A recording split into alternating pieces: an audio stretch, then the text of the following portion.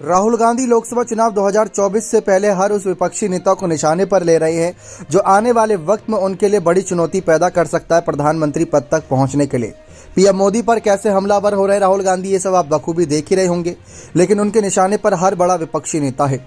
आपको याद दिला दें कि यूपी विधानसभा चुनाव 2022 के वक्त ही काफ़ी बवाल मचा था राहुल गांधी और मायावती के बीच, क्योंकि उत्तर प्रदेश में बसपा एक बड़ी पार्टी है, कांग्रेस बड़ी पार्टी हुआ करती थी, लेकिन बसपा ही कहीं ना कहीं कांग्रेस के वोट काट काट के आगे बढ़ी है।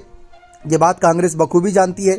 इसलिए राजीव गांधी के समय से ही कोशिश ये रही कि बसपा को नीचा दिखाकर उनकी पार्टी को समाप्त किया जाए और उनके सारे वोट बैंक को अपनी तरफ लाया जाए।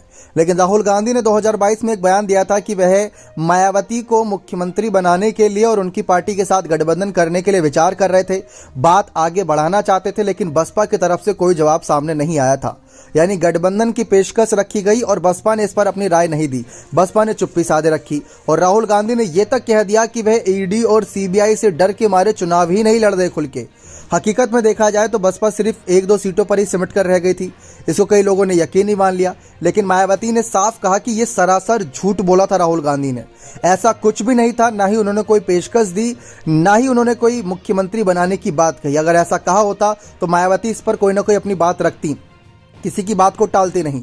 उन्होंने कहा कि कांग्रेस हमेशा से ही दूसरी पार्टी को नीचा दिखाकर अपनी पार्टी को ऊंचा उठाकर जनता के बीच अपना वोट बैंक बनाए रखना चाहती है, और ये इनके समय से ही नहीं बल्कि राजीव गांधी के समय से चला आ रहा था।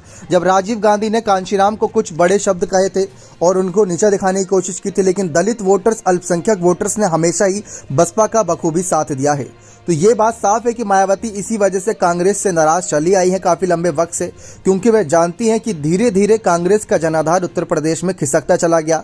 कांग्रेस का जो वोट बैंक हुआ करता था वो भाजपा के साथ तो नहीं गया, क्योंकि भाजपा के साथ जाना उनको अपने आप में एक मुसीबत लगता था, तो बसपा के साथ चला गया, समाजवादी पार्टी के पास कुछ चला गया, लेकिन ज्यादातर बसपा के पास गया। और मायावती अब ये बिल्कुल नहीं चाहेंगे कि एक बार फिर से कांग्रेस के साथ गठबंधन करके उन्हें उत्तर प्रदेश में एंट्री का मौका दिया जाए। तो ये बात जानते हुए मायावती ने साफ तौर पर गठबंधन से इनकार कर दिया था।